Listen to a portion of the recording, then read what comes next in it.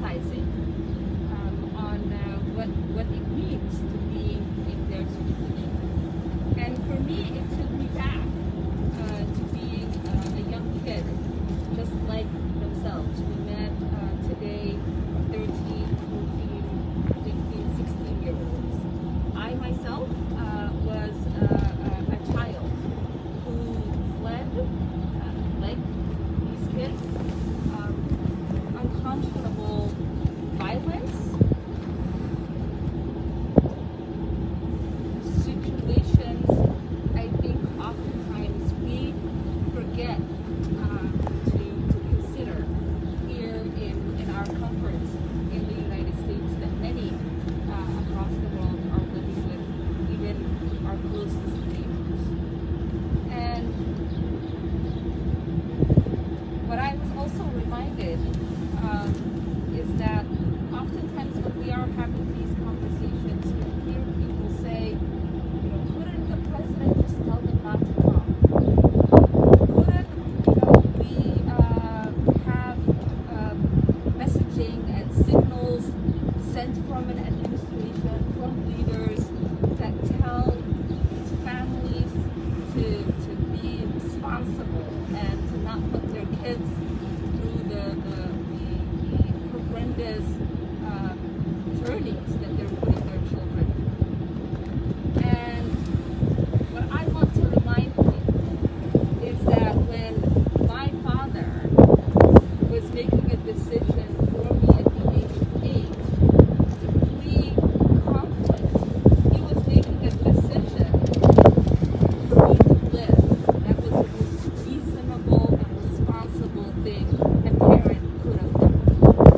And so I know that for the parents that have made the decision, have their kids take on this journey, are making a responsible decision because they want their kids to live, to have an opportunity.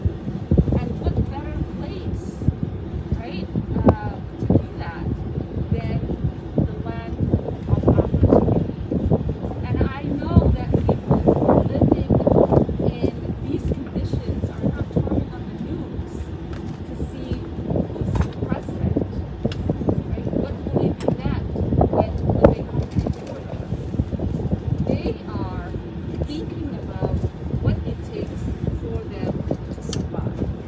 That's the decision they're making. Some of the kids we had conversations with today, when you ask them about what did you want us to tell the president, what conversations do you want us to share? Like, I just want to be treated with dignity. I don't know who the president is, right? Because the majority of the people are not political animals like we are. They're looking for an opportunity to survive and to thrive. And so I know that there's a lot of conversations we get to have about the politics and the logistics of all of this. But at the end of the day, at the center, part of this conversation are children. Children who are fleeing unconscionable situations, who desperately need for us to meet them with dignity and humanity, and to make sure that we are living up to what international law dictates and what our laws dictate in regards to allowing people to see the side of our country. With that, I will hand it over to our Yeah, it's already been passed. Let me say this. I think it's been made very clear by the administration that it's not what resources they're looking for, that it is not the executive orders that they did that has caused,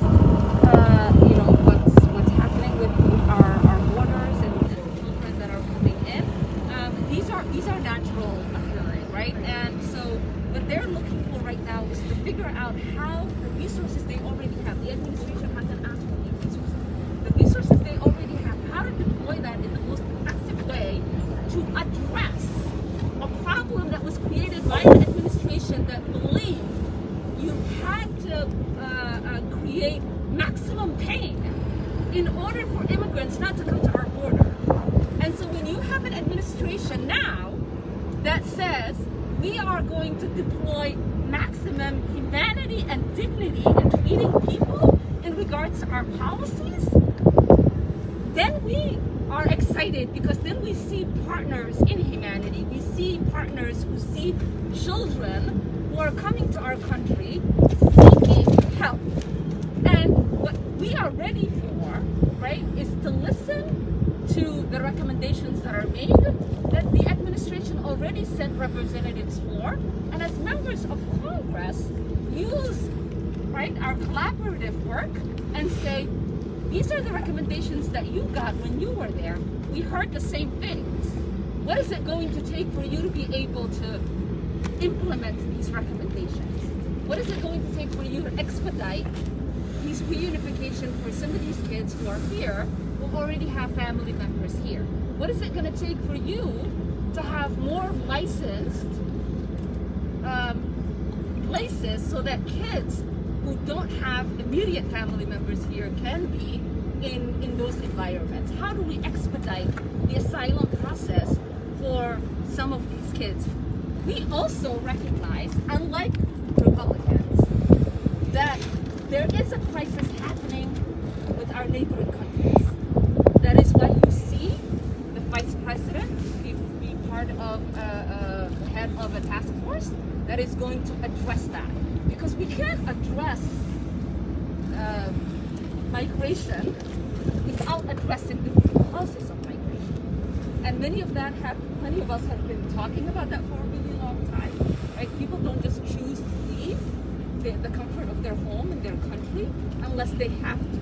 And we have a lot of resources here in this country to be both partners to our neighboring countries and provide resources in order for there to be mitigation in the migration that we are seeing. But it's going to take time. It's a lot of work. We're all committed to it.